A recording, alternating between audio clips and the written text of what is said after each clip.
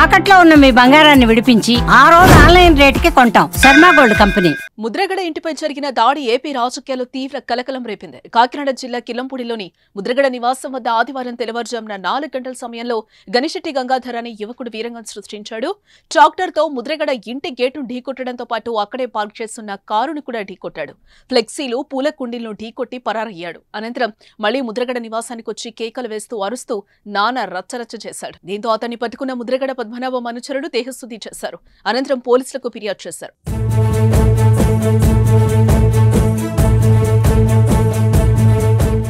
అయితే నిందితుడు గంగాధర్ జై జనసేన అని అరిచినట్లు తెలియటంతో అతడు జనసేన పార్టీ కార్యకర్తగా భావించారు. కానీ అతడికి జనసేన పార్టీకి ఎలాంటి సంబంధం లేదు అని ఆ పార్టీ ప్రకటించింది. మరోవైపు ముద్రగడ ఇంటిపై దాడిని వైఎస్ జగన్ ఖండించారు. ఈ మేరకు ముద్రగడకు ఫోన్ చేసి మాట్లాడారు. నివాసంపై దాడి ఘటనకు సంబంధించి పూర్తి వివరాలు అడిగి తెలుసుకున్నారు. ఇలాంటి ఘటనలు జరగడం దురదృష్టకరమని అన్నారు. ఎప్పుడూ పార్టీ అండగా ఉంటుందని ముద్రగడ పద్మనాభంకు వైసీపీ అధినేత వైఎస్ జగన్ భరోసానిచ్చారు. జగన్ తో పాటు వైసీపీ మంత్రులు కూడా ముద్రగడ ఇంటిపై దాడిని ఖండించడంతో పాటు ఆయన పరామర్శించారు.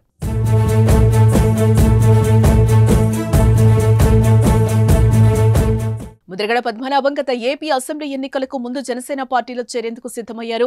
పవన్ కళ్యాణ్ పార్టీలోకి ఆహ్వానిస్తే వెళదామని భావించారు. అయితే పవన్ నుంచి ఎటువంటి ఆహ్వానం అయితే అందలేదు ఆయనకి. ఇంతలోనే వైఎస్ఆర్సీపీ నేతలు పద్మనాభం ఇంటికెళ్లి పార్టీలోకి రావాలని ఆహ్వానించారు. ముద్రగడ పద్మనాభం 2024 మార్చి 27న కుమారుడితో కలిసి వైఎస్ఆర్సీపీలో చేరారు.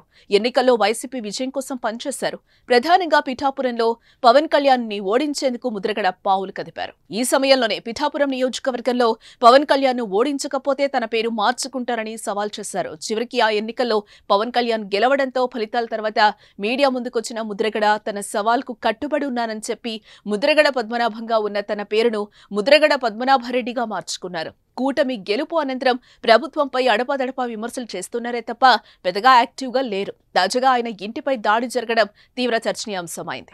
ఏం చేస్తున్నా ఇక్కడ పని ఏంటి నీకు అంటున్నాను? తాతయ్య కోసం పలకరించడానికి పద్మనాభం తాత రాజనాలు బాబురావు గారు మనం ఎప్పుడు వచ్చా నువ్వు? రాత్రి వచ్చాను, ఇప్పుడు వచ్చాను. రాత్రి వచ్చి ఏం చేసావు? రచ్చ చేశాను. రచ్చ చేసావా? మామూలు కాదు, దుక్కు దున్నేసావు. తగ్గేది పుష్పరాజు ట్రాక్టర్ ఏది? తాటర వస్తుంది. రాత్రి వచ్చింది కదంటే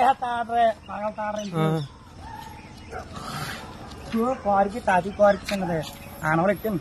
పెట్టేటి మామూలుగా ఒకసారి లోనకి రా. ఎర్ర సంబరం ఏ తాతిని బయటికి రమ్మని భయమా? రాయలాగా భయమా? రాత్రి వచ్చానా దొంగ దెబ్బలు తాతయ్య మామయ్య జై జనసేన.